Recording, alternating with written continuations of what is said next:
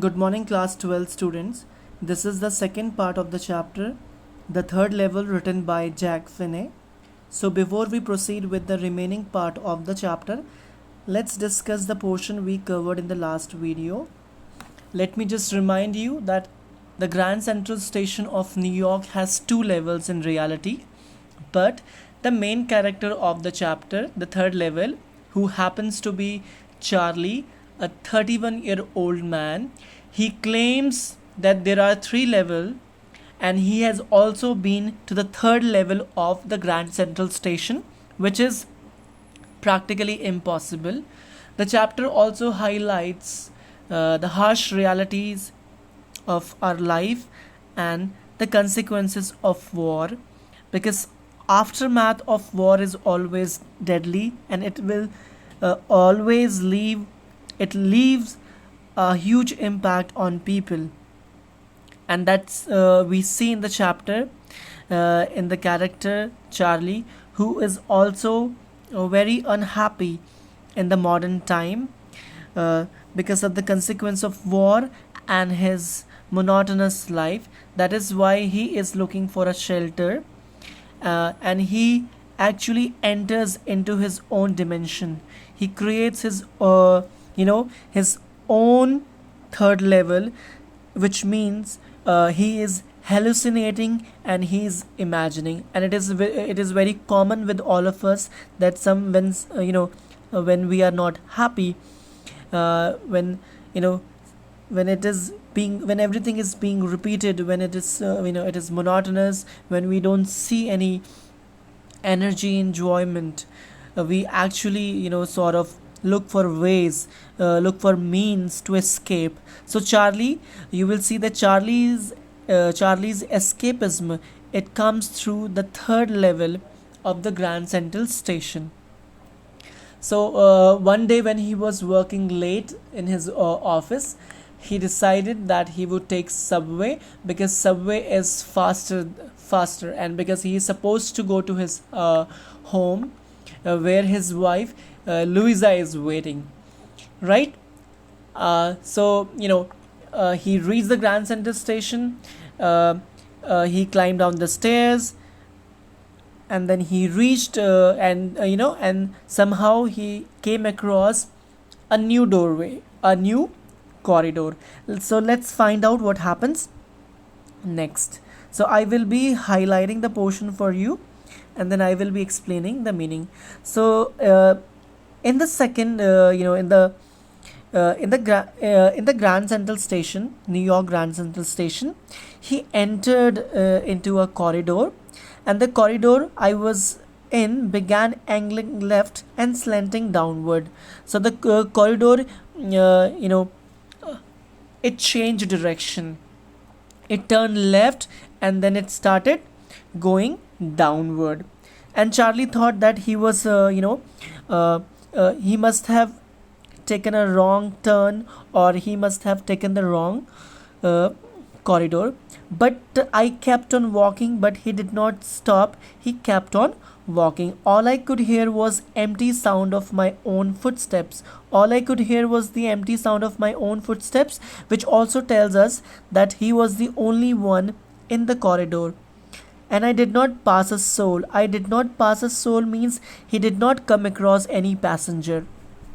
Then I heard that sort of hollow roar ahead, that means open space and people talking. So, what do you mean by hollow roar? Hollow roar is kind of a sound.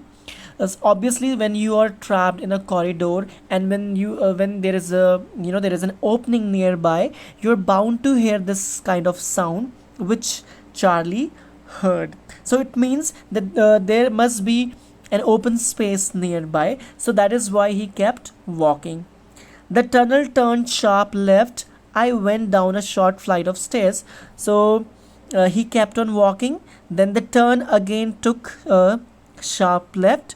He took the sharp left, and then he climbed down a short of flight of stairs. He climbed down stairs, and then he came out on the third level at Grand Central Station. So he reached a new station, which he calls the third level station.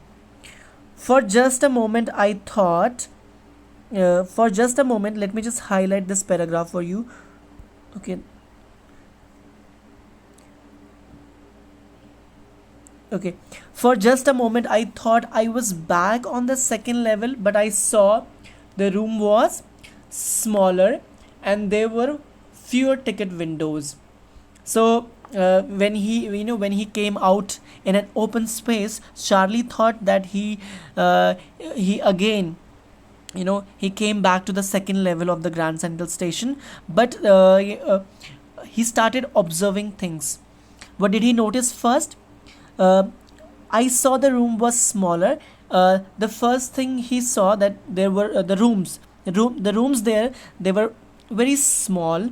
There were fewer ticket windows, and there were fewer ticket windows. Ticket windows, it is a it is a place where you get tickets for your destinations, and the information booth in the center was wood, and the information booth in that particular level, it was made of wood. It was how it was built. It was built using wood, and it seemed with old architecture. And the man in the booth wore a green eye shade and long black sleeve protectors. So this is what you have to remember. The man who was sitting in the booth, in the information booth, he was wearing very old in the sense, the clothes which were not in trends, which were not in fashion. He was wearing the clothes which were long forgotten, which were no longer in fashion for long ago.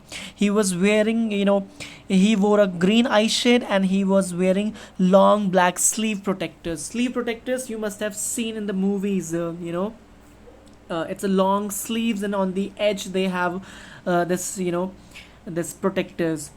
You can google the image of of this particular attire, the long black sleeve protectors. You will have the better idea. Okay. The lights were dim and sort of flickering, and the light, actually the room, the place was dim lit. Flickering means it was kind of twinkling. Then I saw why they were open flame gas lights, so which tells us that there were no electricity. They were actually lamps which were flickering.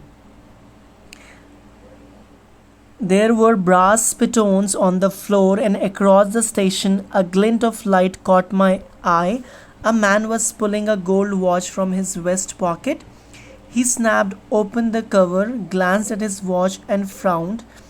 He wore a derby hat, a black four-button suit with tiny lapels, and he had a big black handlebar mustache. So Charlie, when he came out into this open space, he started noticing a few things. So next, what he saw, he could see brass pitons everywhere, and then suddenly a glimpse of light. A glint means a glimpse of light. Glint means glimpse. A glimpse of light caught his eyes, and he saw that there was a man, and he pulled his gold watch from the vest, and he was also dressed in an old fashioned style, like the man who was sitting in the information booth. Suddenly he experienced, and he realized that everybody who was there, they were dressed like the 19th century. They were dressed like 19th century. So it is, let me just point out, it is basically the time before the World War II, right? And the people, you could also see their this fancy mustache, this handlebar mustache, which was quite popular during 19th centuries. Then I looked around and saw that everyone in the station was dressed like 18 and 90 something, right? I never saw many beards, sideburns, and fancy mustaches in my life. A woman walked in through the train gate. She wore a dress with leg of mutton sleeves, skirts of the top of her high button shoes, back of her out of the tracks, and I caught a glimpse of locomotive, a very small Currier and Ives locomotive with funnel shaped stack, and then I knew. So he's observing everything, He came across a people who was wearing old fashioned clothes, right?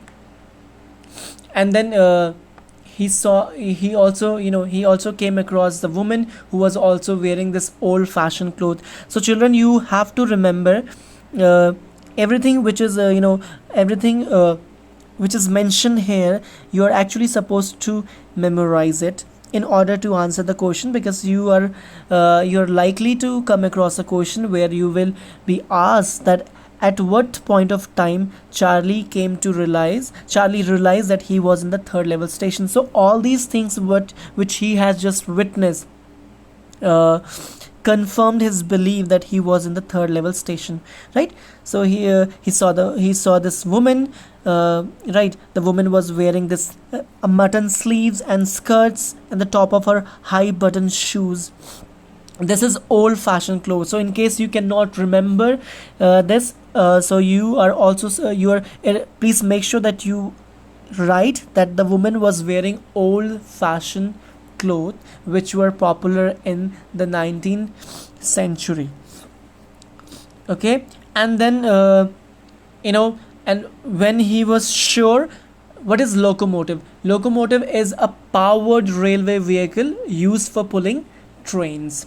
And understand. So when he saw this small Ives locomotives, so this made him sure, you have to remember, this made him sure that he was in the third level. He was in the 19th century, 18th and 19th century.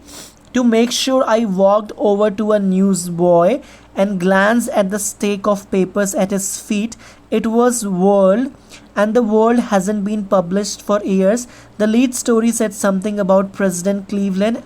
I have found that the front page since in the public library files, and it was printed June 1894. Now Charlie is obviously he wants to escape.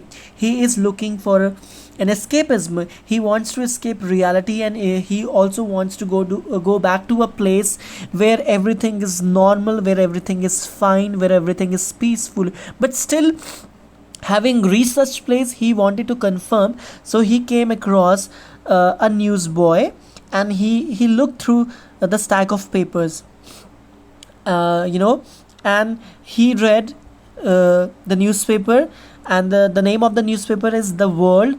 And in in current time, it hasn't been published for so many years. And the lead story highlights something about President Cleveland of the United States. Understand? And then he saw the date, and it was printed June 11, 1894. And so it actually cleared all his doubts. But let me just highlight this, that Charlie is actually hallucinating, he's imagining. And one more thing, you can actually see the intersection of time here. It is in 189, he is in third level station, which is in 18 in 18th and 19th centuries, and his wife and his friend Sam, they're in the current year, in the current time. Understand? I turned toward the ticket windows, knowing that here on the third level at the Grand Central, I could buy tickets that would take Louisa. Who is Louisa? Louisa is Charlie's wife, and me anywhere in the United States we wanted to go in the year 1894. Because I think this is this gave him the opportunity to go to a place where he has always dreamt for. And the place is called Galesburg, Illinois. Where does he want to go? He wants to go Galesburg, Illinois, with his wife Louisa, because he believes that this place is wonderful. And why is it so wonderful? Let's find out.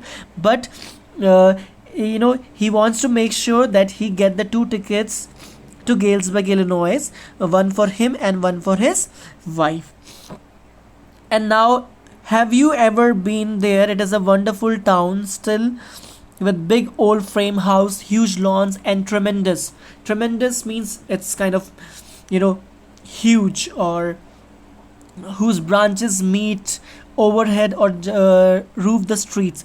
So in this paragraph, the Charlie is, he's highlighting and he's telling us that why Galesburg, Illinois is the best place to go to. So it is a wonderful town. You will see, houses. They're actually, uh, built in old style, old architecture, and they have huge lawns, and you can actually see that there are huge trees, there are tremendous trees, and their branches, they actually meet overhead. It's kind of a groove, right?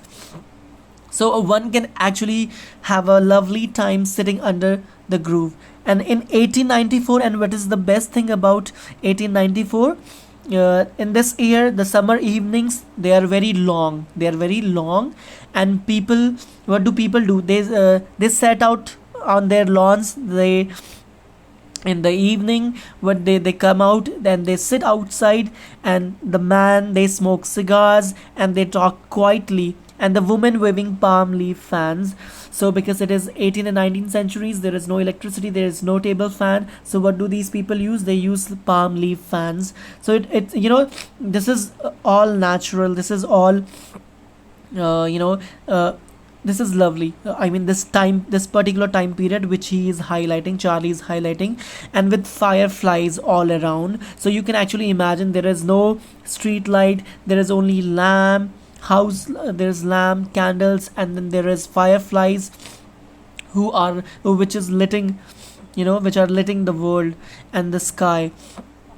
So to be back there with the First World War still 20 years off, and World War Second over 40 years in the future, I wanted two tickets for that. So I think these last two lines clear everything, that why he's insisting on going to Galesburg, Illinois of 1894, because the World War Second and the World War First, it hasn't, they haven't happened yet.